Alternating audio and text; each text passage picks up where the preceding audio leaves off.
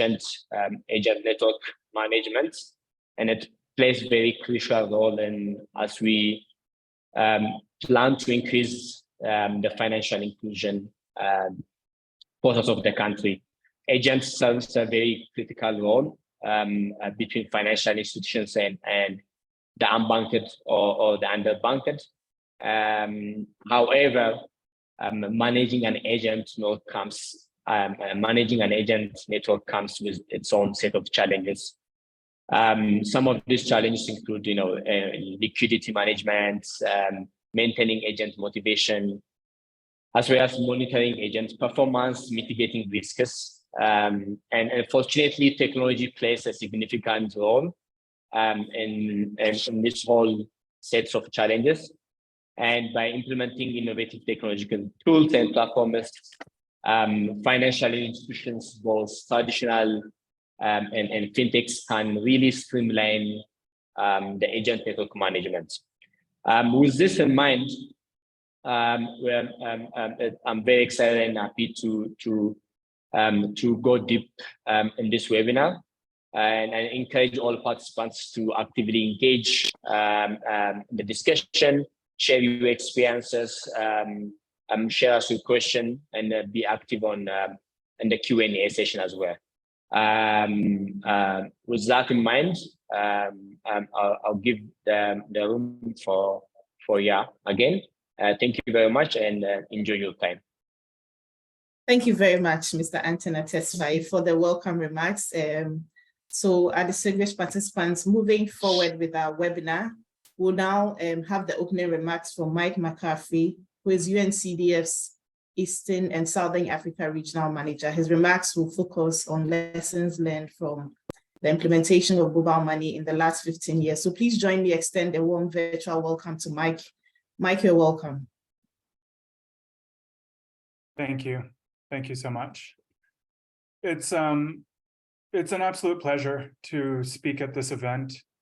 Agent network management has been something that has been a personal focus of my work for the past decade here in the region and across South Asia and some of the countries where we've had leading implementations in this space by both banks and telecoms. And it's also been one of the focus areas of the United Nations Capital Development Fund over the past decade. The industry has been at this for a bit longer, as Ya mentioned, about 15 years. And really, we've seen most of the success in the last 10. And most of that success has come in the region where we all sit.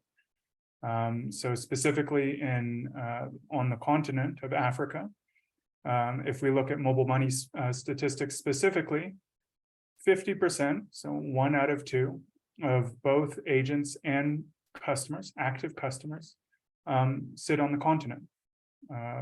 This has been the place where these models have pioneered and continue to innovate and show the industry globally where the forefront of innovation is. There's been a ton of progress over the last decade, and we see a number of countries, maybe let's say 10, that have had significant success in this area, multiple providers within those countries that really create paradigms for progress that we can follow. However, if you look at the focus of UNCDF's work in this area, we still think a lot of mysteries remain. And the mysteries that we want to talk about today are really those around how do you build mobile money or agent banking network in this digital era? How do you really create efficiencies that we haven't been able to create in the past? And how do you do that foundationally in countries like Ethiopia and Nigeria that are really starting their efforts or really scaling, maybe we can say, their efforts in this area? We think there are a lot of partners out there that already have some great solutions. We think there's a lot of paradigms for things that we can copy, that we don't have to reinvent. And we think there is an amazing frontier of innovation that we're going to be able to figure out together. The first thing that I think is worth addressing is why are we talking about agents? UNCDF, we focus on digital solutions, and agent networks are networks of people across countries.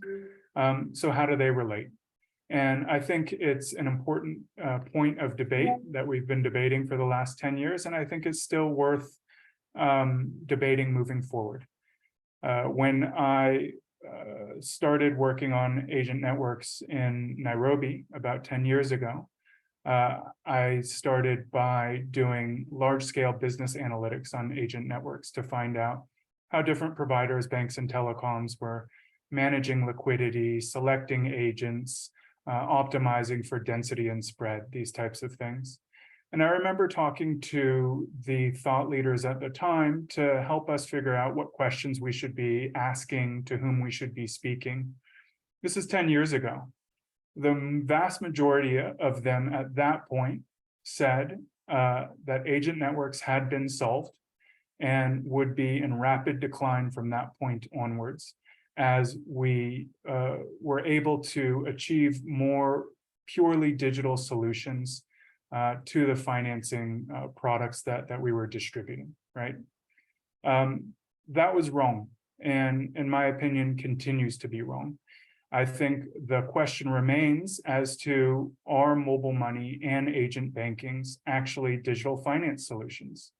I think from the context of this conversation, really they're not. They're cash-based solutions. And that's neither good nor bad, it's just definitional. They are the interface between the real economy and the emerging digital world that is certainly the future of economies like Ethiopia. And that is really what makes them so elegant and hard to displace, is they were designed in countries like Kenya, like Zambia, like Tanzania. They were designed for cash-based economies, where the vast majority of the workers in these economies are informal, where the vast majority of workers in these economies receive their salaries or compensations in cash, where the vast majority, excuse me, of people in these economies spend that money within 5 kilometers of their house in small amounts under $10. Even in the developed world, these are generally cash transactions. And mobile money and agent banking solutions have really smartly understood this issue and designed solutions that are an order of magnitude more efficient for some of the scenarios in which we were using cash before. They do solve important problems. However, they solve them with agent networks. These agent networks are the Rosetta Stone between digital and physical value. They are the engine of growth for these services. They are the face and brand of these services. They are generally the point at which our customers interact with them. And as I said before, despite what thought leaders thought a decade ago, they have endured over time because of their utility in the developing world, in cash-based economies. It's also the source of complexity for building these systems, right? You can't just develop an app and advertise it over a Play Store. That's why these have endured over OTT or purely digital plays that have come and tried to displace them. They just don't work because they don't integrate into the cash economy. That is why when we see, looking at GSMA data, over 200 countries around the world trying to build these systems, we see a small subset of them really succeeding and scaling them. And even those providers, both banks and telecoms that succeed in scaling them in usually their home markets, have a lot of trouble scaling them across borders in another market. A lot of expertise is needed to do this. Massive capital outlays are needed. And in the context of this conversation, there's a massive operational cost as well of running these agent networks because they need to be compensated to provide the value that they do across the lifetime of the service. For banks and telecoms, we need to be clear at the beginning, and this is the type of work UNCDF generally does with them, about why are we building an agent network? Because not all agent networks are designed for the same purpose. They shouldn't be. They can solve different solutions. They can deliver different types of products. They work with different demographics of customers in different areas with different levels of infrastructure. What we've generally seen is banks have a lot of success decongesting their branches. The business model is often, there's a lot of pressure on the business model to build branches to serve new customers that generally have low account values and aren't making the volume of transactions that allow them to be as profitable as, say, a median or a middle class client. Agents can help solve that problem by reaching new demographics within the geographies that banks work, and also helping their existing customers have a better experience by decongesting branches. This makes sense. There's strategies for this that are specific that can help banks do that. Banks in big countries like Ethiopia, as well as telecoms, can also do mass market plays. Generally, we've seen this done with payments, P2P transfers, mostly domestic, some success international, pay bill, G2P payments have all been successful use cases. This is a much different philosophy to bring to an agent network build, where you're really looking for geographic and demographic expansion in your product suite, in your client base. It's a completely different set of strategies, cost, and commitment that's involved with doing something like this. And so we always want to start with, why are we building this? For whom? Who is the customer base that we're interested in? And what is the value that we're going to deliver to them, right? Because another important variable in this dynamic is the complexity of that product. If we're selling insurance, we need a much different agent network than if we're just pushing payments or issuing loans, right? Products that essentially sell themselves. The problems that we face in building these agent networks remain. A decade in, we have large agent networks that function very well across many countries. But we still have agent networks globally where we have 50% activity rates, right?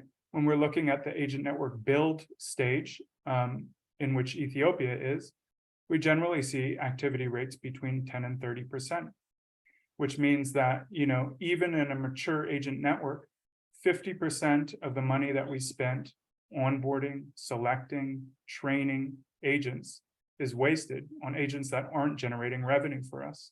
It is wildly inefficient. It's a point to attack because we could potentially reduce the cost of build by 50%. More so, the agents that we do have transacting for us are constantly dealing with issues like lack of liquidity. We now have, and we've had for a while, and we see solutions across the region for how to better optimize liquidity so that agents have what they need to serve the customers when they come in. There's a number of different solutions, not just liquidity lending, but we really see these two specific solutions as game changers in terms of the order of magnitude of efficiency that we can build into these networks right from the beginning. When we take a more holistic view at what technology can do to solve these issues with efficiency in these networks, at UNCDF, we really break this into kind of 6 areas of strategic operations.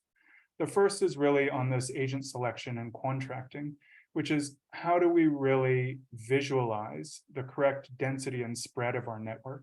And then how do we sequence our efforts to really understand where do we build out what when, and how does that grow over time? How do we track dormancy within this network? And how do we track the changing dynamics over time? A lot of the research that we've done in Uganda shows that these networks are not static, they're dynamic. And so at any given point of time, as we see harvests change across a country, we see tills move across that country. When we take different evaluations at different points in time, asking agents how many years of operations have they had. Generally, over 50% of a network, even for a service that's been around for 5 to 10 years, their agents have only been around for less than 2 years, which means there's a lot of churn within this network, right? That's the next area that we really look at is training and business advice. How do we train hundreds of thousands of retailers across the country, and how do we keep them trained over time? How do we increase the amount of business advice or keep them up to date with our dynamic product suite, with different dynamics in the market as they come up? How do we do that efficiently at scale across geographies? The next one I touched on is liquidity management. This has two components, right? Most people focus on e-value. How do we manage the electronic value at the agents? Because it's an easier problem to solve. We can do that remotely. But also, how do we manage the physical cash, right? Because they need to remain as this Rosetta Stone between physical and digital value. And we can do that with pattern recognition or with understanding with fairly basic algorithms, how much cash should these agents start with at the beginning of the day? And if we are going to do physical cash rebalancing, how do we optimize the routes that our agents or that our rebalancing agents, sorry, are using to most effectively serve these agents? I'll skip the last ones because I'm taking a bit more time than I hoped. But just to list them out, branding and service monitoring, right? Really looking at compliance, really helping us understand in real time, what is our competition doing in the market and how are we going to react to it?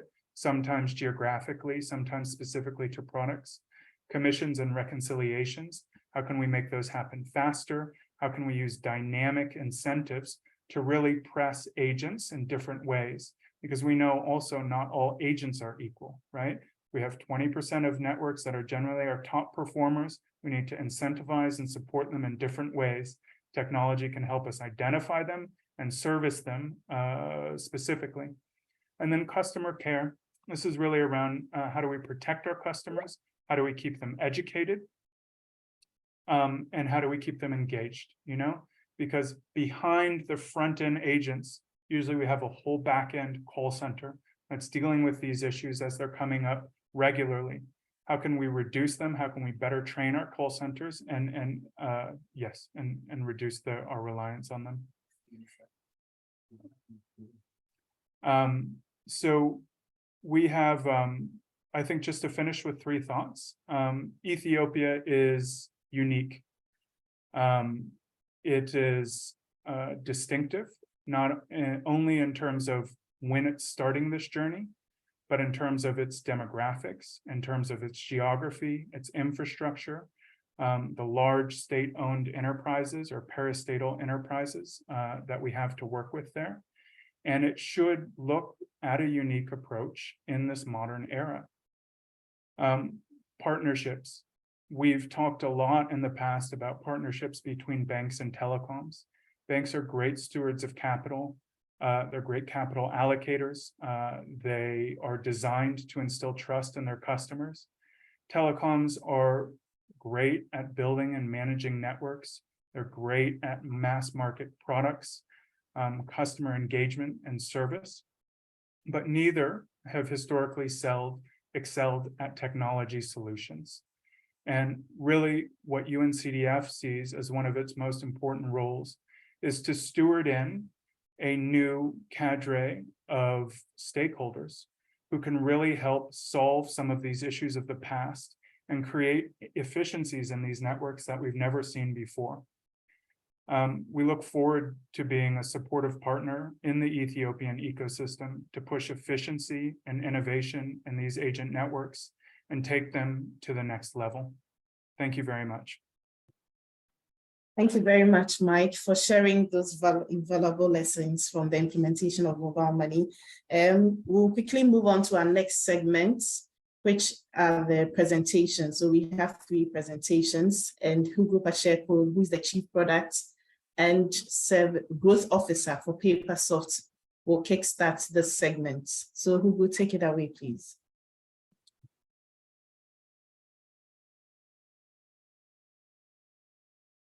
Thank you. I'm just sharing my screen to facilitate my presentation.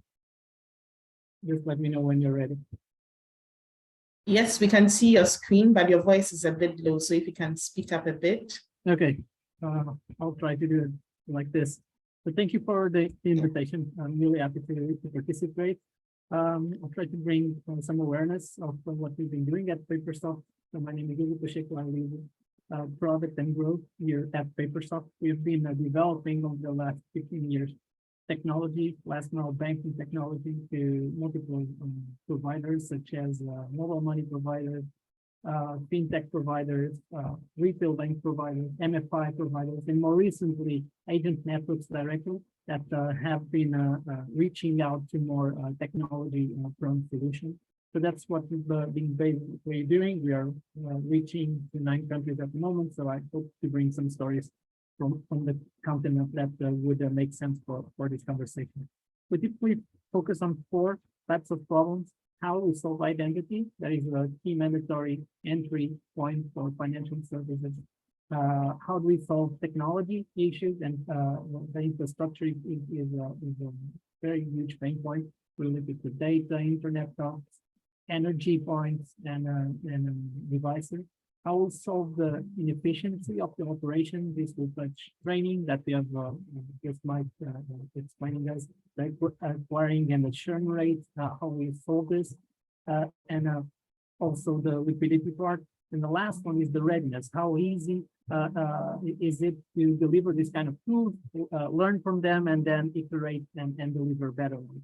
So we have been doing this for a couple of providers in the market, with mostly recognizable, but I will zoom in into specific use cases. I think that will be more insightful in my next slide. So along the way, we've been digitizing processes for agent network managers and agency banking, specifically not only the processes, but the entire offline ecosystem. Let's call it like that. Might be a good introduction there. I typically call this cash tech. So how we bring in technology that needs to blend in with cash usage. It's natural that the digital adoption follows the same path as the cash adoption. So cash will continue to increase even though customers are actively engaging with digital, and that's a normal curve in emerging markets, but also developing markets where part of the payments are still in cash. That's not a bad thing. It's just understanding the environment and how we can adapt to it. So some use cases that I brought was in Nigeria, Smart Cash. They are a PSP bank, an alternative to mobile money, let's say like that, for a bank led in Nigeria. And we help them to bring the capacity to create identities, financial identities that lead out customers to have accounts as tier 1, so that an agent could be an identity outlet as well. So this not only addresses the total addressable market issue, touching the identity point that I mentioned before, but also this generates more income to the provider and more income to the agent themselves. So this brings more resilience on the revenue that they make more stickiness into the value proposition of this provider. Next one that I have here, we did it in conjunction with Needs and Airtel, and it's for GSM agents. So for SIM registration, there was a kind of hard stop related to SIM registration, saying that everyone that has a phone number in Nigeria needs to have a valid identity card. And for that, we have helped them to implement this capacity so that the agent not only can address the financial identity, but also the civil identity. So this was very important because it was a regulatory stop, and with very success with a time span of 3 months, this was implemented fully around the country. So this are the 2 examples that touch base identity. With M-Pesa and Vodacom, we've been working in Mozambique and DRC successfully blending the two networks so that agents, even though they have one interface to interact, they are providing services for the two separate identities, one managed by bank regulated and another managed by the telco regulator. So this is possible because our solution is a multi-tenant and allows the communication to go in different directions dependently of the service provider, but having the unified experience for the agent to support their community. So this comes up with the entire life cycle of the agent, since onboarding to commission within the tool, access to training, etc., etc. With the use of the tool, we also saw that the tiered KYC was so important that new segments were arising, like specifically one that got in my mind is the huge registration, so that the ultimate beneficial owner, let's say, of the phone is actually the kid or the youngling, but it's the mother that is registered under that cell phone.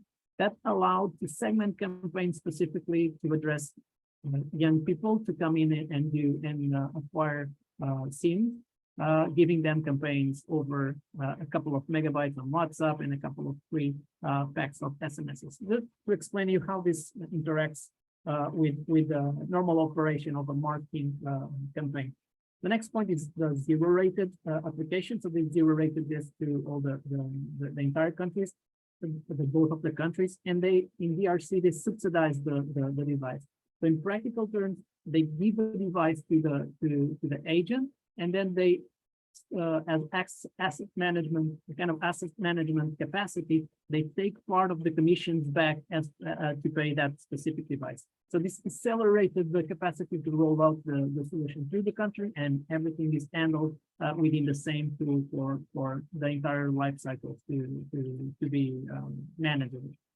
The last point is that I have is advanced microfinance. They use our tool as loan officers for loan origination, collecting collaterals and a lot of other types of information that they need to generate a loan, and loan in arrears, and they use it for actually collections as well, cash collections on a regular basis. So just showing up already delivers a lot of value for microfinance, and I'll also touch this later on. And they also use the tool for their agents. So in practical terms, the staff collects the cash from the nearby areas on the branch, but then they use the agent strategy, especially on cocoa regions in, for example, Ivory Coast. So advances rolled out in 8 countries, 6 in Africa, 2 in Asia. But on Ivory Coast specifically, with their agent networks that are focusing on cocoa regions, there is one of the generating income for the country, and where this cash resilience is important due to the agricultural cycles. So just giving you an example overview of how we've implemented our tech. I saw a couple of notes on GSMA report this week about specifically the agent channel chapter. So 20 to 30% is as Mike explained, cost for the mobile money business. But the support is actually very, very important for agent networks, because the conversion from a regular customer that keeps coming is around 3% since awareness. So this is a huge decrease in marketing expenditure if you don't have the right tools to support the agents, so that they continuously keep motivating and keep bringing literacy to their communities. This is a very cost-burn OpEx. So this is one of the key things that I'd like to zoom in later on. So I also looked into a segmentation part that is called in the report, and specifically around the capacity of the service to fail on rural areas or areas where network is not covering. There's no access to internet, or it's scarce, it's not reliable for financial people that are starting to engage with the ecosystem and are building trust. So I saw, how do I translate this into what we've been doing? And I'll give you a couple of examples. So in liquidity, for example, we use agent network management toolkit, so that agent network managers can access the map of view of their agents distributed in a region. They can access their transaction history, and they can do phone calls directly to agents. And the providers or the agent network providers, they can monitor this remotely in real time, what's happening in the field, so that they can take better decisions, not within a week not even a month timeline, but what to do next week. How can we improve continuously the field operation that we have? On cash and float requests, we have this also capacity to engage directly from the master agent to the agent. This is very important as well. And we saw that just the usage of normal communication and collection in a customer that we have increased 38% of the collection capability that they have. So applying simple performance tool can actually help. These tools work offline. That's a very relevant point. And also they are multi-wallet. What I mean by multi-wallet is that you can actually see if there's no interoperability between wallet 1 and 2, you can consolidate the data that you have for the multi providers that an agent network could be providing. There's also a component of integrated WhatsApp that facilitates the one-on-one conversations and not the typical nightmare of 1 to 1 million or 1 to 1,000 agents conversation on WhatsApp fields that generate a lot of noise, and it's very less productive. On the infrastructure part, we have USSD automation. This basically automates the keystrokes of an Android phone. So whenever there's no internet on a specific area, the phone automatically triggers the USSD channel. So you don't need to have the feature phone on the drawer anymore and manage that energy point. You consolidate this. And because we do this, that's the reason why we are multi-role. So you efficiently, with one SIM or two SIMs in a dual SIM card, manage multiple providers within the same application of agent. So the seamless transaction of online and offline is very important, not only because USSDs typically are free for agents. This will also increase their profitability, and the capacity for the agents to use the solution offline is key to address the seamlessly experience that they need to have to overcome the infrastructure point. My next slide is about the profitability. So our tool is a low no-code solution. So it facilitates to create new partnerships for portfolio regions. So I gave you the example of IDs in Nigeria, but we have a lot of other customers that use this for this specific context. For example, we have a specific agent network in Nigeria that use this more targeted for B2B. So they extend services to help the agents and the merchants to become an online player selling using e-commerce. So you can use the tool to configure new services that you can provide to increase the profitability that you have. Now, of course, to do this, you need to segment exactly the type of agent that you have. And you can segment them by risk, complexity of the products that you're supporting them. You can specifically do this by location, and this could be rural versus a more B2B approach that I just mentioned. But on rural, we have a customer also using the tool to deliver what they call food bank. And in practical terms is how you can save to buy your package of food using the same agent that you go there to deliver the cash or cash in and cash out. So how can you provide specific context services for the network that you know that works, and maybe they will work differently from rural to urban to peri-urban. So this is very important, and you can segment this type of agents to become more profitable. On the back office, you have analytics about all the transactions so that you can iterate the system as we move along. On literacy and usage, the last point. So you don't need to have, to become multi-provider, you don't need to become multi-device. And if you look into specific setups in African countries, the typical agent would have kind of 5 devices there: the feature phones, the POS phone, the Android phone to check the performance. So everything is broken now. You don't need that. You can consolidate all the experience from your agent into one setup. And that's one of the facilities that you have on usability. This is very important because of energy points. Not only the reason that they have multiple providers could be because they get better commission or there's lack of interoperability, but at the end of the day, they have to manage a part of devices. The quick access. Sorry, Hugo. Hi, Hugo. Sorry, I have something now. Sorry, let's save the rest of the discussion for the rest of the presentation for the next segment. I'm sorry, in the interest of time, so that we can cover all grounds. I'm sure you get the opportunity to answer some questions that will touch on the other slides. So thank you once again for providing us with a deeper understanding of the tools and the strategies that your solution uses to optimize agent networks. Very quickly and moving on, we will go to, we'll now shift our focus to a critical aspect of agent banking, which is working capital challenges that are faced by agents. Sam Brawerman, who is the product designer at Kuunda, will now walk us through that presentation. So their presentation gives innovative solutions that can help address the working capital challenges.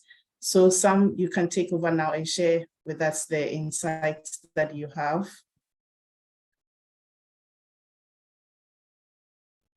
Can you hear me? Yes, we can hear you. Sorry, for some reason I don't see the button to oh, there it is. Okay. I'm sharing the screen. I'm sharing. I don't know if you can see it. You can just go through it if you can see it. Okay. Yes. Okay. I wanted to because I did some updates, but it's okay. I'll do the updates live there. Great. Okay. Thanks. So yes, so thanks a lot for both of the intro by Mike and Hugo, because it really links into some of the key topics I will cover. Let me just follow up with the time there. Okay, so 3 of the main challenges that we are facing. So what do we do as Kuunda?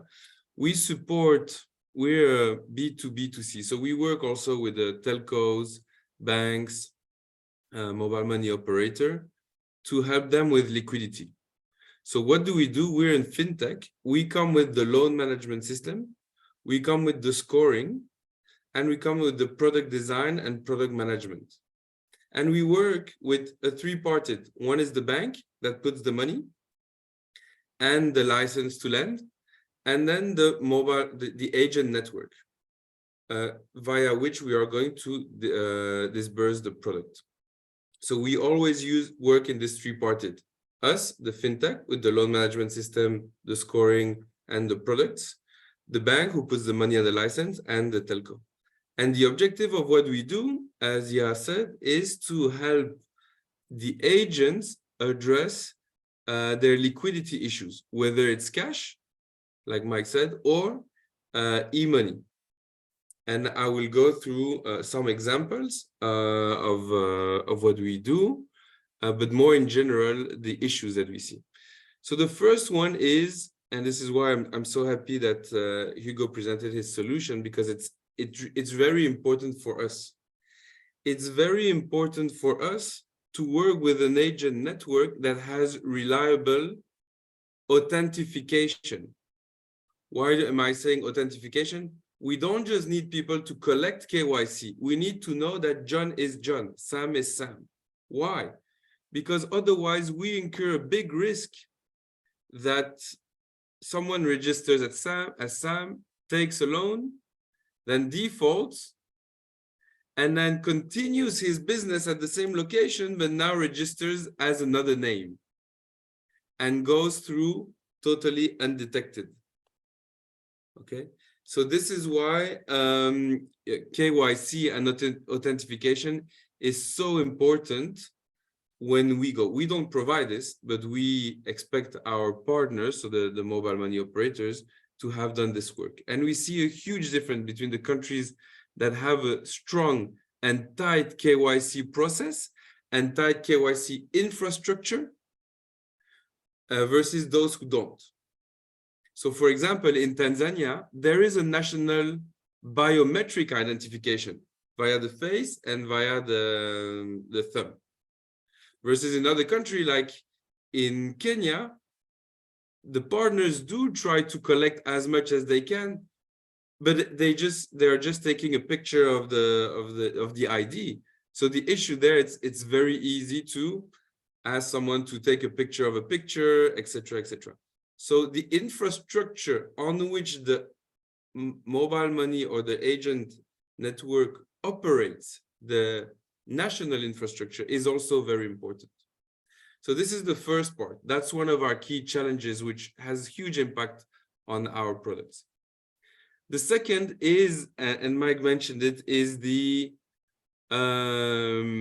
cost and the, let's say, the profitability of each of these transactions. Let's deep dive very quickly into the unit economic of one loan that I will explain later. One of our product is agent overdraft. What is agent overdraft? It enables the agent to finance his transaction when he's out of e-money. Technically, it's very easy. As Mike said, it's very easy. What is difficult is to ensure that this transaction is revenue accretive for the agent. What does it mean? We want to make sure that the agent always makes money, that there is no risk for him to take a loan and not be able to repay it. So let's deep dive into quickly into one transaction. In average, for a cash-in, agent make between 0.4 to 0.6%. So it means if you cash in $100, you get 40 cents. That's tiny. Out of these 40 cents, they're going to have to be split between us, the bank, and the telco. And the telco is usually very greedy. Why? Because on cash in, cash out, they only make 30% gross margins. So they want to make about 80 to 90% on all of the added value where third parties come and plug in. So out of this 0.4 that we're going to have to charge, a lot has to go to the telco. So the agent on $100 makes 40 cents. We cannot charge 40 cents. So usually we'll say we'll charge 0.5%, half of that. So it means that we're going to charge 20 cents. 20 cents on $100. And then we have to split it 3 ways. So what does it mean? It means our default rate, the default rate has to be at least lower than 0.2%. Try to find a bank or anyone that has the ability to get a default rate below 0.2% on unsecured loan. That is very tough. And that is one of our biggest challenge. Because if we raise the price, then the agent will lose money. So that's the environment we are dealing with. And as I said, we want to make sure that he always makes money. That's why we are taking on us such a big burden. The third one that you see there, in fact, I changed it. It's true. This is more of a topic for the telco. They have a lot of products that they want to roll out, so we need to be adapt.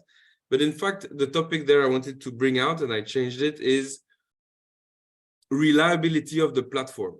It sounds very easy. Oh, we have a tech, it works. Believe me, a lot of the banks and a lot of the agent networks are now knocking at our door because they know they need this product. They know they need this product, and they went with other competitors who don't have a reliable loan management system. So people are overcharged or blocked when they didn't. And then the issue is that you lose trust.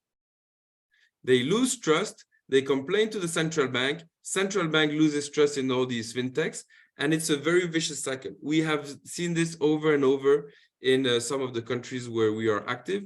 We are mostly active right now in Tanzania with M-Pesa, but it's the same with a lot of other countries where the loan management system are not robust enough. Why? Because a lot of people take a core banking system which they adapt. We are lending $2.2 million per day and transacting 600,000 transactions every day. So a loan management, a core banking system cannot handle this and cannot handle all the rules that we put in there. Yeah, we can go to the next slide. So these were some of the key challenges that we face, and they are always very different depending on the country. Another one is regulation, but I didn't put it there. Regulation is also key. Okay, so here, one of our products, as I explained, is agent overdraft. How is the agent overdraft helping liquidity for the agents? As Mike explained, there are two aspects of liquidity: e-money and cash. So there are different types of agent segments. There are those agents in rural areas who do a lot of cash outs, and those in urban areas who do a lot of cash-ins, and some in the middle who do a mix of both. I'm generalizing. These are just high-level profiles, okay? So we need to bring different solutions to different issues. In the city, usually after 4 or 5 p.m., there is a lot of traffic jam. Super agents are not working anymore, and banks are closed. Therefore, the agent cannot continue, because he has 1 day of working capital, to continue financing the cash-ins.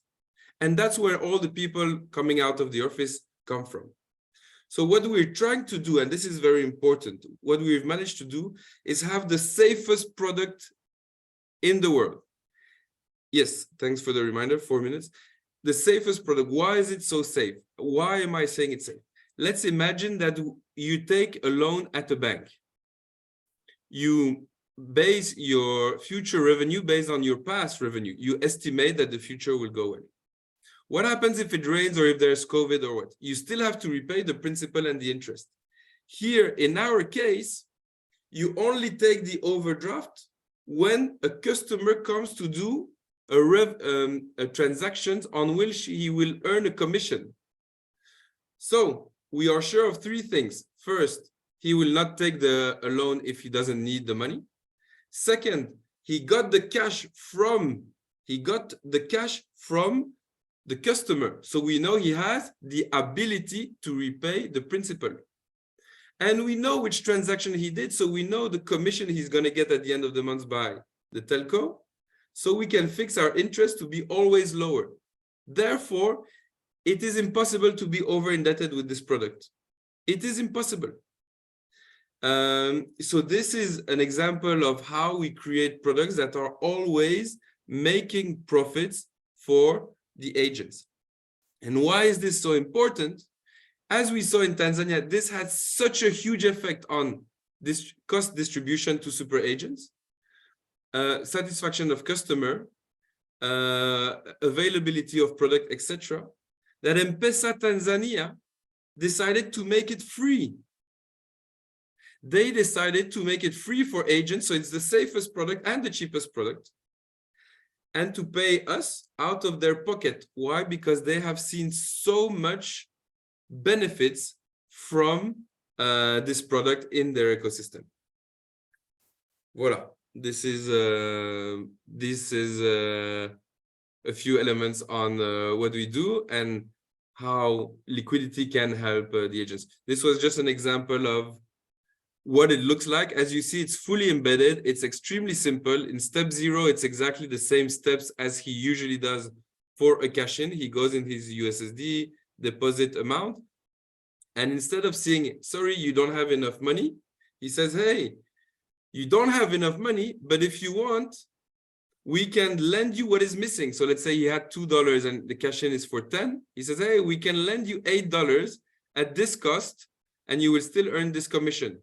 Please enter your PIN to accept. He enters his PIN, bam, it's done. So it's extremely simple, extremely fast. There's nothing to learn or to educate about. It's very simple. So voila. So this is a bit about what we do in Tanzania and how I think it can be useful for agent networks, for banks or telco in Ethiopia too. Thank you very much, Sam, for those valuable insights on how innovative approaches can empower agents, enhance their ability to serve customers very well. So very quickly, we are moving to our final presentation. Tafesework. He would speak to us about the Ethiopian agent landscape and delve into how the agent network management practices are. So Mr. Tafesework, you're welcome. You're welcome to the stage. I think I'm crucifying your name. Please forgive me. Please forgive me. You are very welcome. But please endeavor to try and do this under 10 minutes for us so that we can do the panel session and the other segments also. Thank you. Can you allow me to share the document or you will share to me? Yeah, thank you. Thank you. My presentation focused on Ethiopian agent banking and as well agent network management. So before go to in-depth, it's better to understand the ecosystem who's running the agency banking, and again, who's playing on the market. So from our experience, currently we have more than 13 bankers. Among them, some of bankers try to launch mobile money service, which enables them to provide agency banking service. Some others, calculate recently, followed by economic liberalization, Telecom and as well M-Pesa will come too soon. Telebir has been started a year before and counts a lot of agents as well users. In addition to them, which mean telco-led, there are also operator-led, which is Hello Cash, Uber, Pacha are also in a pipeline to provide mobile money service, which enable to run agency banking. These providers also have some others. Banking in Ethiopia, which is providing agency banking, more than 225,000 of agents, but not yet fully provided the service because of quality of agent and others, and has been manifested by hierarchies recently known by master and super agents and others. The service also has limits, and most of the service is issued by the National Bank, and most providers are not yet provide additional service for banks. Next slide, please. So next, please. Yeah, with regard to agent network, recently we have more than 215,000 of agents. Among them, the bank constitutes 93,000 of agents. Telebir by itself, 87,000 of agents. Other microfinance institution has minimal number of agents. So recently there is no exclusivity among the agents. So Telebir has come up with different use cases, try to beat bankers, and most of the Telebir agents may have active, they may be active and transact a lot because Telebir come up with a lot of initiatives. So from bankers' perspective, most agents which is recruited by bankers, some of them are active, some of are need some agent network management, which is mentioned as before, which come up with technology, incentives, and others. Please go to next slide. Sorry. So building an agent network. Before this slide, sorry. Yeah, so building a successful agent network, we should have to have, or banks have to have a strategy on agent network management. How can we manage who's going to be an agent? How can we run? And also should have to be supported by the technology. And also we should have to have a clear hierarchy or aggregator type. Sometimes it can be a centrally owned types of agent or aggregator types, and even who's going to manage such things, because as an agent network management should have to be managed separately from a conventional banking service, because it has a unique feature from managing a branch and other things. In addition to that, agent service may have a default service, cash in, cash out, or maybe have a payment service linked to banking or merchants. In addition to this service, we should have to incentivize agents with value additions that may help them to generate more income, to be active as an agent, or to serve customers as we expected. So having this, we have challenges, which goes to liquidity. We have poor monitoring and follow-up on agent. We also lack of communication among agents and branches, and also we don't have flexibility on products and loss of control. Sometimes some of the agents may use the product for some other purpose or only generating income instead of serving the customers. And other, in addition to incentives and pricing. Pricing and incentive may not be encourage them to engage on agent's banking system, agent banking service. Geographic location may be far from financial institution to load additional float and other things, and also the culture or the geographic area may not be suitable to run agency banking because of different cultural reasons. So the product should have to be tailored with agent environment and geographic areas. The other and critical one, literacy. Literacy is important thing, financial literacy, important thing. We should have to work on it. How can we get, in addition to the bank, we should have to reach the bottom of the pyramid through agents. So we should have to work on awarenesses, which is not only for the provider side, it's also the government side on all others also engaged on such things.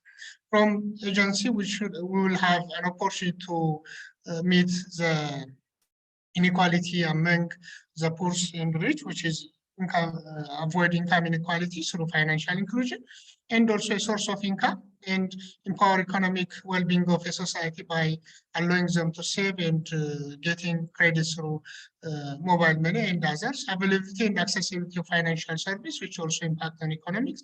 The other thing, bridge to bankers. So why I'm putting question, we should have to thoroughly look at on agent management, because operators may use their own models, and banks are still looking at them how they are running the business and try to support them. Instead, still most of the liquidity may face for banks, because we should have to manage our agents, and we should have to meet through interoperability with allowing interoperability among providers through national switch that will maintain our liquidity the level we expected. So it's important to look the bridge between banks to society. The other thing which enable us to the agent network, agency banking business grows is policies and regulation. We have seen a lot of improvement from the NEB side, and we should have to focus again also the interoperability. How can we create interoperability among mobile money solution instead of creating a separate operator to run or transfer fund among the bankers? We should have to pass through the national switch. Should enable banks to manage their resources properly. The other thing is access point. We should have to create access point. Where to create access point, which may be through the digital channel. We can also allowing users through access through ATM terminal or other technologies with a minimum interaction with services through some channels. The other and critical one, as mentioned before, overdraft facility and other liquidity management should have to be placed for agents to run the agent businesses. Please go to the next slide, sorry. So technology and agency banking is important for agency banking, because unless we do have authentication, managing, monitoring, enabled with Google Map and other things, it is important for agency banking. So first thing, as a technology, we should have to have a flexible technology and enable us to add values which attract customers. So as we get customers need to be, depends on the experience. The customer may need some sort of simple verification, some sort of security. So we should have to have authentication through some using facial or biometric like AMP, facial, and other way of authentication is important. Even simple could embedded on mobile channel and others. So goes to this, agent banking will be live. So thank you, yeah. Thank you very much, sir, for providing us with such a comprehensive overview of the unique dynamics and strategies that shape agent banking in Ethiopia. We are now moving on to our next segment, which will give us the opportunity to hear more in depth on the presentations that we have just walked through. At this stage also, we will encourage active participation from you, our audience, as we engage in this discussion. So please feel free to share your questions and insights in the chat. We'll come to them as we move on with the program. At this point, I'll take a step back and hand over the moderation duties to my colleague. He's the Digital Finance Country Lead for UNCDF in Ethiopia. Endashaw, the floor is all yours now. Thank you very much. Appreciate this. I'll directly go into like some of the questions that we have at hand for our panel, for our presenters. They have already covered most of the questions that we have set out for them in their presentations, which is a good luck considering where we are in the timeline. But from due to the implementation of or expansion of mobile money, which has taken us more than 15 years, we have seen a lot of changes where we are. And from Ethiopia's perspective, we can leverage the learnings from other countries, and we don't have to do what, for example, M-Pesa has done 15 years ago. And there are a lot of learnings, lessons from other markets, including Ethiopia. So maybe from that perspective, I'll come to you, Hugo, on in terms of implementing or using technology to measure the performance of agents for a mobile money provider. What does it mean from business perspective? What like implementing technology, what is going to be the outcome or the output of it in increasing the performance of agents and thereby revenue and benefits, be it for the service provider itself and the agent network in its entirety, by banking on your past experience and also your work. Can you give us what it means to use technology for such use case? Thank you for the question. Is my voice okay? Yes, better. Okay, so I see this three kind of ways to respond to that question. Let's start with the first one. So on business performance, what we want to address is what's the stickiness of your value proposition on this agent. So this agent will be concurrent agent for other services as other providers will try to use them, especially if it's in a high interest location, to provide other types of services. So how can you become relevant to him as a provider? And this is beyond typically called loyalties. How can you serve them so that it can become a gateway of services for you? So I see that as a business performance point, it's relevant to understand exactly what type of business you run to, and segmenting this agent is key. Then for you to deliver a better support channel for the agent.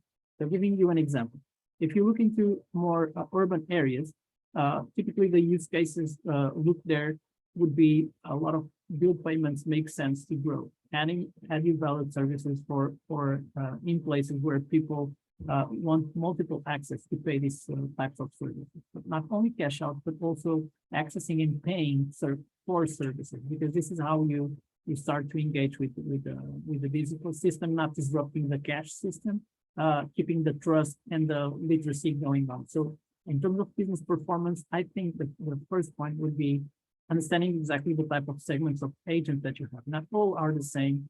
A strategy for rural won't glue in the same way as a strategy for urban will glue in. And that's products, that's literacy that you need to cover on supporting the channel. The next one is how resilient is the profitability of that business. So sometimes what I see is that sometimes there's a stretch of products that can go into the direction of making sure the person that already goes to that merchant or agent keeps going it, because now it's part of their let's say digital transformation. As he starts to engage more and more with digital, he goes into an agent point because it starts to be a point of touch point for e-commerce or touch point for government services, covering the profitability of that agent. So the agent starts to work as a more reliable point of access to the community instead of just the financial service. So financial service providers have this capacity to use a platform play of this human capital that they have been collecting. So the revenue is relevant for the agent. as long as these services don't disrupt his own business. So there's a second leg here of opportunity that I see, is that providers stepping into a more business-to-business support. As many of these agents are actually SMEs, there's a possibility here to address new products that will be innovative in the market, but support them on their daily journey on supporting his business, not the adjacent part of the financial service business, but his own business.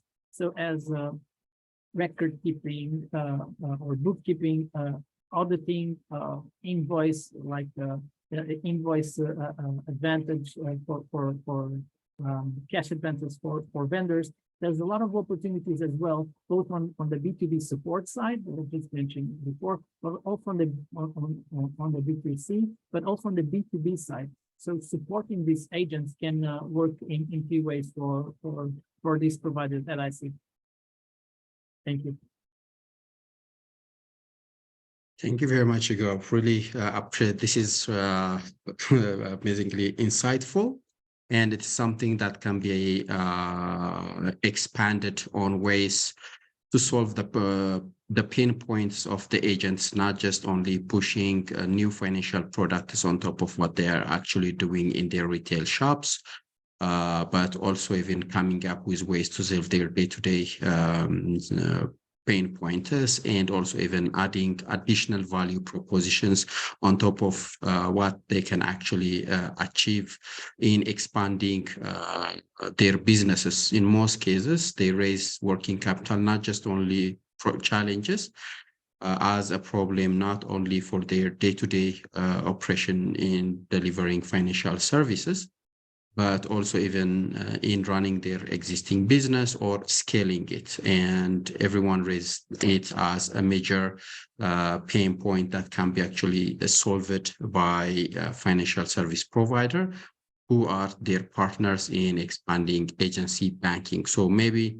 in relation to this, Hugo, how can, like, let's say, solutions like yours provide support to the agent network and the financial institution in delivering, as Hugo put it, building trusted agent networks where consumers feel confident that they're not going to be rejected of any type of service, and plus the service at the agent will not be impacted because of lack of resources by using platforms like yours? Yeah, and I think it's a very important question. Why? Because especially in countries where it is new, there's going to be what we call the chicken and egg effect. What does it mean? It means the agent is, when the bank or the telco is going to recruit him, is going to say, look, this is a lot of time, a lot of risk. I need to train someone. There's going to be money involved, and I'm not going to earn a lot from it. There's not a lot of customers. And the customer is going to say, look, there's not a lot of agents. You asked me to go find an agent. There's not a lot. So what happens is that we need to reduce the barriers to entry for each of these players. One of the barriers to entry for the agent is working capital. It's the e-money and the cash. And that's where we come in. And why is it so important is because it now makes it easier for the agent to come, because he's like, oh, I don't have to put my cash, because if there is no customers, I have an immobilized cash. I'm using Kuunda's cash, right? As I said, if there is no customer, there is no fee. But if you use it, then you're paid. So there's no opportunity cost for him. He's not immobilizing his cash. There's no cost of fund for him. For the customer, he gains trust. Why? Because now when he goes to the very few agents, at least we know that there will be e-money. Because initially there's a lot of deposits, right? So we know there will be e-money, and then we also have a solution for cash. So depending on which product he has, he might have enough e-money and cash, which is very important because it plays for the trust that the customer has towards the agent network. If he goes once or twice and there is no cash or no e-money, he will not go. And on top, he will tell 7 of his friends that they shouldn't use that service. So liquidity is helping on both sides of the equation, on both sides of the chicken and egg issue. Through that, like it definitely impacts us, both the consumers. It starts from the very beginning, where you have, even before reaching the liquidity issue, you have the number of agents and number of customers scenario to drive footfalls to the agents to drive revenue for them. And at the same time, as you have said, it with liquidity in building customer trust and also agents' ability to serve their clients.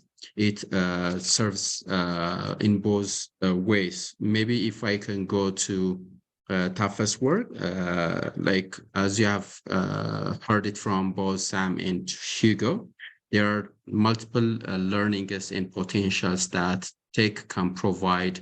One, in expanding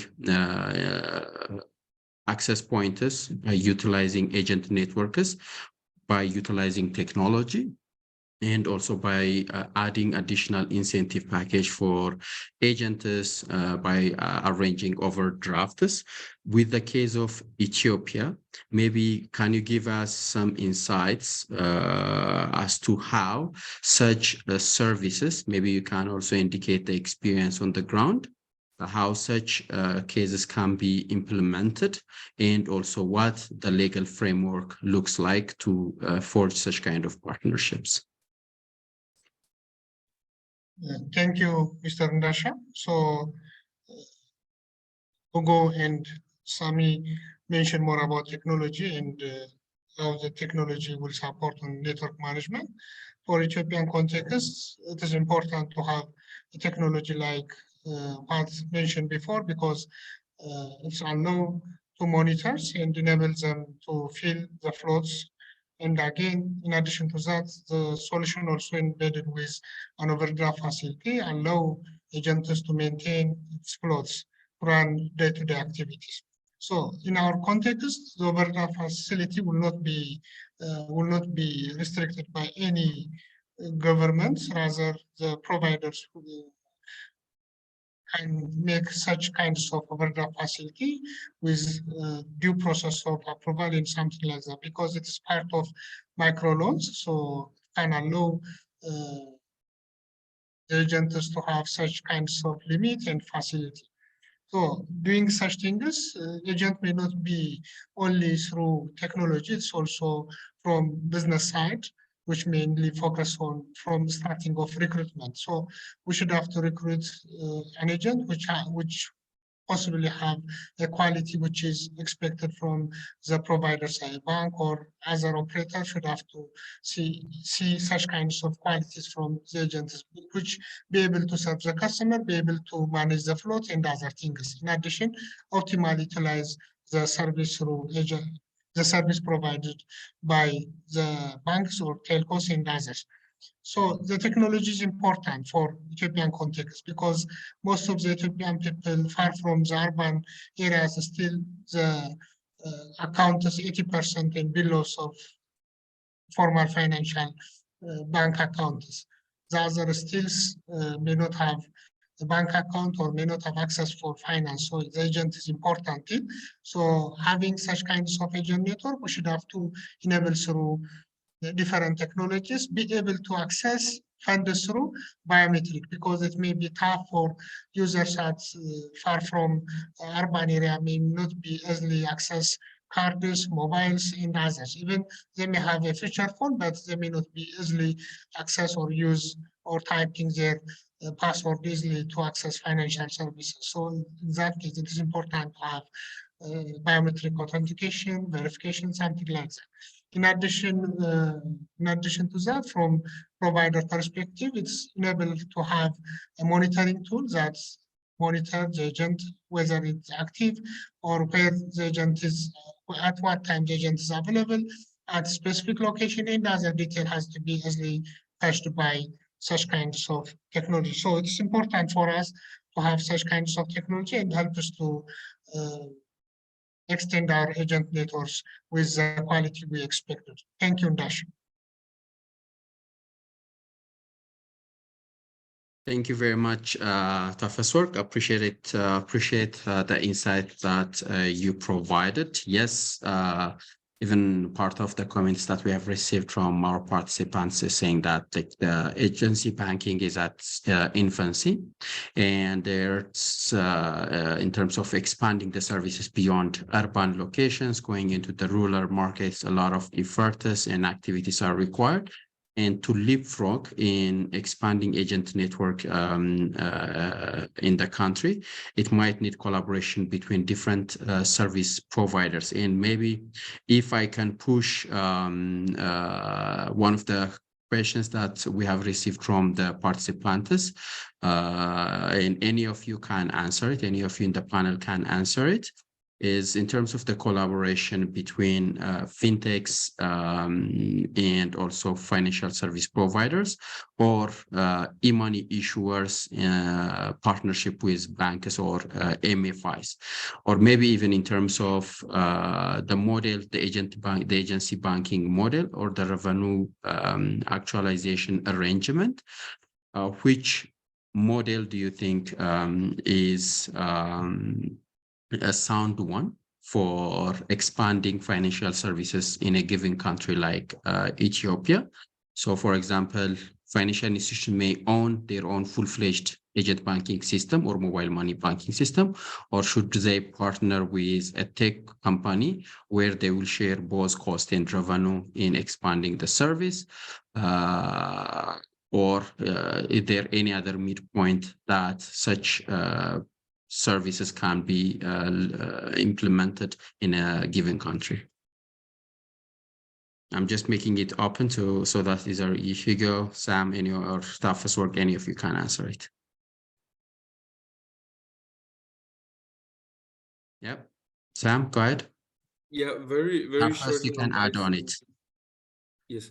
So very shortly on my side, I think it really depends. So there's really, I would say, three models, right? The model where you will build your own and manage your own. It will be very costly, very risky, but you will own everything, location, management, training. On the other side, there is, at the other extreme, there is the model where you can rely on an agent management network, on an aggregator, and just plug into them. Very low cost, but you have no say on training, prioritization. It's hard for you to push your product. And then in the middle, you can do things such as wallet to bank, bank to wallet with the telcos, and there you're in the middle. You don't have the agent network, but you own the product. So it really depends. Very few banks have been able to roll out their own agency. I'm not talking about branches, agency network. I mean, one of the big ones is obviously Equity. There's Finca in DRC. These are just a few. There's CRDB, but there's very few. Why? Because it costs a lot of money for a lot of time. And I have done a lot of consulting for a lot of banks who wanted to do it. One of the key questions you must ask yourself is, why do you want to have your own agent network? Is it to serve new types of customer? Is it to serve new types of products that can only be served via there? Is it to recruit customers that are further? Is it to give more access to customers that are existing and give them access more remotely and on after opening hours? So you must be clear on why you want to have an agent network in order for your strategy, your budget, and your time spent to be aligned. Otherwise, after 2-3 years, your exco is going to be like, "Ooh, this is costing a lot of money. Where is the success?" So if you don't know why you jump into it, you will not know why you have to jump out, because people are going to be like, "Ooh, this is crazy." And by the way, when you connect with the big guys, the telcos and so on, and you become scandalized because they ask you a big fee to connect to their network, it's because they have, for the past 5 to 10 years, spent millions of dollars to create that network with very little revenue and are only breaking even after 5 to 10 years. So if you jump and want to do your own, know that it's very costly and takes a lot of time, and that's normal. But you have to know why you get in. That's my... Yep. Thank you very much, Sam. Hugo, do you want to add on it? Yes, so that was a very insightful debrief, Sam. So I would add what's the strategy there? What's the bank trying to achieve? Is it a bank that will try to segment low-cost customers, serving this long tail strategy?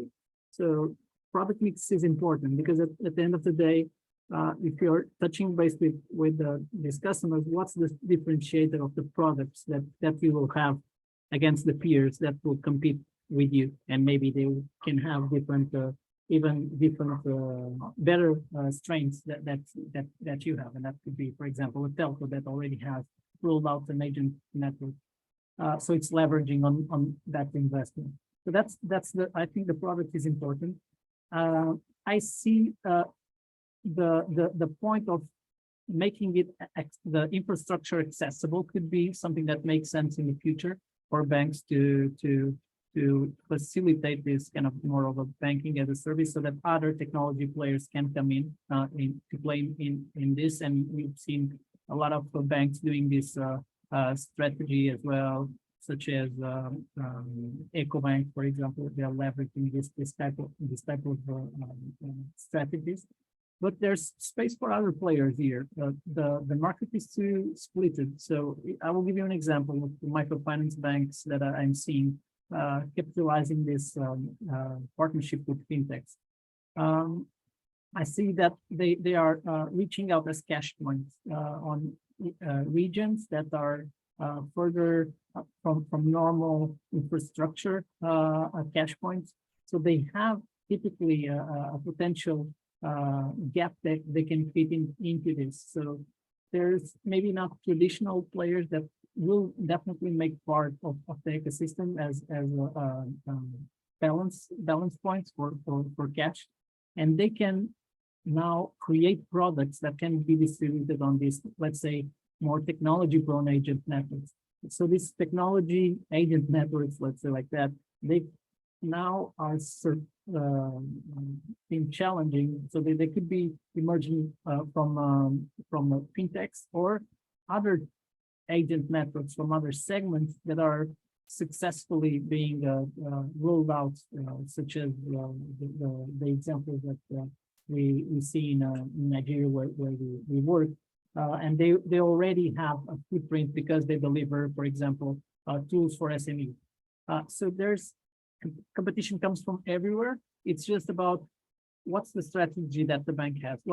Is it already defined, well defined? What's the segments that they will address? And then from there, their strategies to roll out to this, let's say, offline channel that you can plug in differently as platform plays, as partnership plays, and at the end of the day, with the other example that's more traditional agency banking, it's your brand, but then it's outsourced part of the operation to other smaller companies that will, let's say, operationalize all the training, all the acquisition, and coming back with the reporting mix for decision.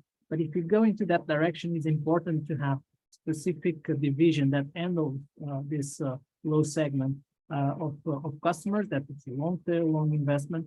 But it's important to have specific units that are aware and understand this how this segment work. And an example of this, I would say that would be Fidelity Bank in Ghana, for example, that very successfully created a unit for financial inclusion, and now in I think year 10 of their rollout is leveraging new products because they understand very well, even though they outsource part of the task. Thank you. Thank you very much. Thank you, Hugo, for this additional information. So maybe if I may, I see that there are two hands here, Mr. Derje and Belayhun. If you are still, if your question is not answered, please, you can go ahead and ask your question. Maybe we can start from Mr. Daraje. You can unmute yourself and ask the question.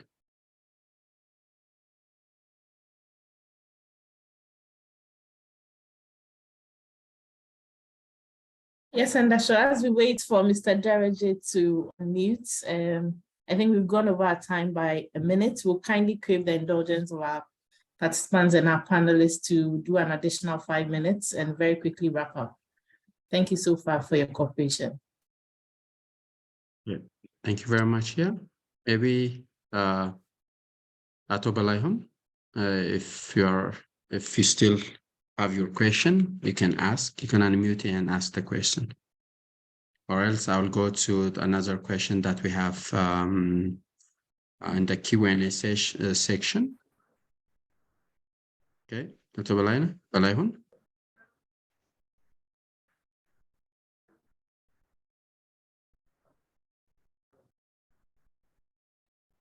I see that you're unmuted. You can go ahead and ask.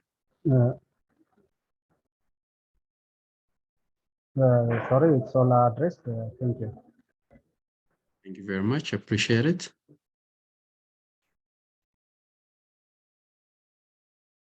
Okay, maybe just one for you, Hugo, in terms of the use case arrangements. Maybe, sorry, with Sam.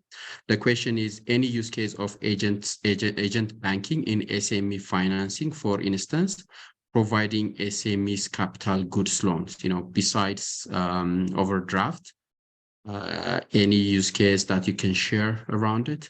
Yeah, yes, we do merchant stock advance. So what does it mean? It means there are several platforms, for example, where the merchant can go and buy his FMCG, Coca-Cola, shampoo, whatever. So we plug into there, and there they can say, I don't have the money to buy the Coca-Cola, I will buy them now and pay later. So we haven't launched that yet, but we will soon in Pakistan. Another example is invoice financing. So when you have an invoice due and someone needs to pay you and they pay you 30 days later or so, we pay whoever is supposed to get the money. And then when the person who's supposed to pay pays, we take the money. So we advance, we do invoice factoring. That is already live in Pakistan. Another one that we do is finances specific for goods. So for taxi drivers in Tanzania, we are financing fuel. So you have a limit and you have a credit that you can only use for fuel. So yes, so we, apart from the overdraft, we have a bunch of other products that are specific for different types of merchants, either FMCGs or taxis, or now in Pakistan, we're going to launch also for the, commission advance for the gig economy, Uber drivers, etc., etc. Because usually they are paid at the end of the week and they don't have working capital between now and the end of the week to pay the fuel. So there's a lot of other things that we are doing. In Tanzania, we're also doing scoring for merchants. Yeah, so there is a lot of things that we are doing for merchants and SMEs. Apart from agents. So for me, an agent is someone who does cash in, cash out and airtime. Merchant, he's selling goods. That's how I differentiate them. That's great. Thank you very much. Fantastic. Maybe let me receive, we hear one question from the participants and we'll close. Pomfret, you have the floor. Thank you very much. So my name is Pomfret Hasweka here from Zambia. Coming from the Mobile Money Business Association, an association that tries to mobilize the agent community to better organize and address the shared challenges. Because I myself, having worked as an agent, I realized that the current support we receive from MNOs or banks is limited to some extent. You find that we do experience as an agent network challenges that are non-financial and go beyond what we are currently receiving. So I think having participated in this webinar has been really very effective, because I think for me, I just want to also appreciate maybe from the panelists in terms of a question to say, how can agents, I think, better organize themselves? I think beyond what the network operators and banks have tried to, I think, organize, so that they better receive support and remain active participants in the distribution channel. Because I think to some extent, the conversation between agents and fintechs that are trying to bridge the gap in terms of how they can operate, even with the telecoms themselves, isn't really there. You find that to some extent, we are trying to impose solutions when some of the solutions can come and can be informed by the agents themselves. So I think when it comes to the operating environment, agents need support. I'll give an example. Recently, as the Zambia tax regulator, Zambia Revenue Authority, wanted to introduce additional taxes on the commissions that agents are making. Of course, we've engaged them, have highlighted, I think, the business challenges and the fact that we are already paying. So all those are factors that are kind of affecting businesses. So what we really want to see is a comprehensive, I think, approach in as far as supporting the agent community is concerned.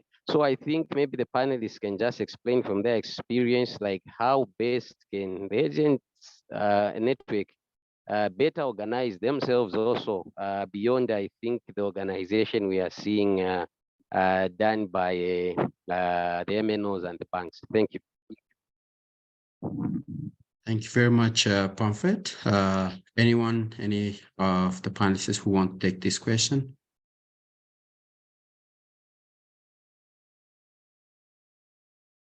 Quick one. Here you go. You can answer that quickly, and I'll give you.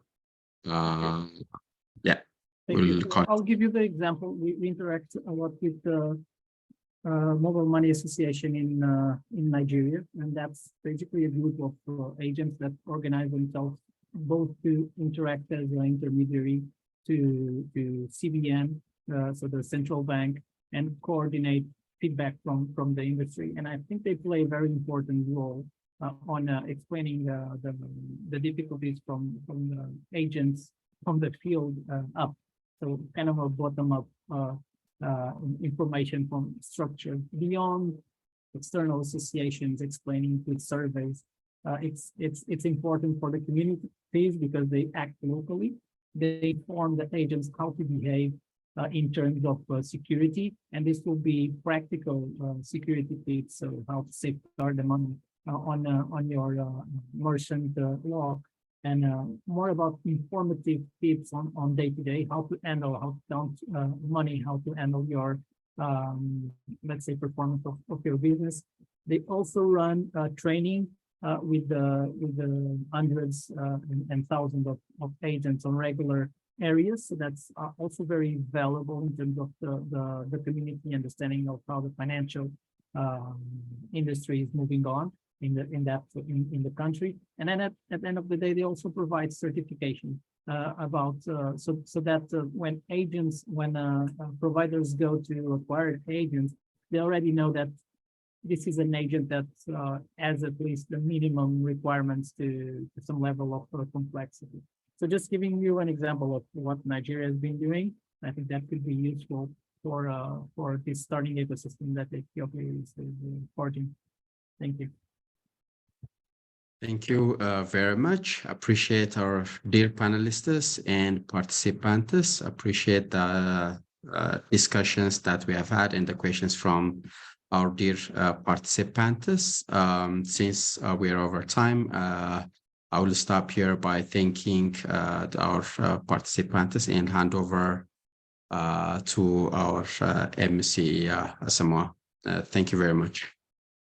Thank you very much, Ndasho, for sharing that very enriching discussion. I think at this stage, we'll do very quickly the RFA information session, which I'm sure is coming back to you again, and very quickly go through that, and then we can do the closing remarks and close.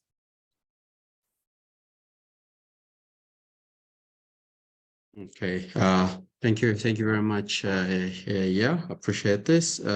Maybe as you might have heard it from the panelists,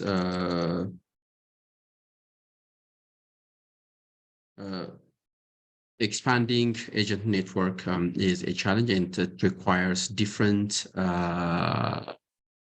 service providers coming together and act together to provide solutions to the pain points that consumers are facing on the ground level. And yes, as we have seen it from one of our panelists, Mr. Tafesework, the number of agents in Ethiopia is growing from time to time, but at the same time, we need to increase the performance and how service providers are expanding their agent network by factoring in on the ground informations, demand-driven financial service access points on the ground. So from that info perspective, and also challenges that are being faced by be it service providers, fintech companies, distribution companies that are operating in the country, in addressing the demand for a new and innovative ways of complementing agent network expansion on the ground. UNCDF has been conducting an assessment on creating partnership with companies that are working and operating in the country or even elsewhere that can come as partners to provide solutions for this problem. So with this regard, in the maximum of 2 weeks time, either this week or next week, we'll be launching a new request for application for a grant to select applicants that are going to come up with solutions for an increased reach and also quality of cash in and cash out networks across the country, agent networks that are much more vibrant, trustworthy, and also are go-to places for financial services in the locations that are going to be identified in the request for application document. So I would like to inform our panelists, our participants in this session, where we are going to announce, which is going to be a public announcement to select implementing partners that are going to come as partners in consortium to launch a solution that will enhance the reach and quality of agent network across Ethiopia by focusing not in the urban centers, but peri-urban and rural areas. So for that, I would like to invite you to actively participate in the RFA, where we'll be also sharing, also hosting a webinar to give you detailed insights on what it is after we launch the RFA. Thank you very much and appreciate it. With this information, I would love to thank everyone that participated in this webinar. We have garnered a lot of insights and informations, including lessons learned from other markets and solutions that are available in the market that can be utilized by financial service providers, fintechs, agent network managers, or even master agents in the country. That will help expansion of agent network in Ethiopia to create financial inclusion for usually the marginalized members of the community. And also, besides our panelists, we'd love to thank our participants who have been patient enough to wait for us for additional 50 minutes with this vibrant discussion that we have had. presentations and panel discussions with Q&A that we have had with our dear panelists here. We appreciate the contribution from the participants in their Q&A sessions. So maybe with this, we'll conclude the day. But before I conclude with the panelists, I would love to get your permission to share your slides to the participants, as it's one of the questions that has been asked. So you can just simply give me thumbs up and we'll share the slides with the panelists, including the question and answers that we have collected during the session. Okay. Thank you very much. Appreciate it, our panelists and our dear participants. The session is now concluded. Thank you. Thank you. Thank you. Thank you so much. Have a nice day. I would love also to thank Shega. I don't see him here, but thank you very much, Atwantana. Thank you. Thank you. Thank you, everyone. I wish you all the best. Bye. Bye-bye.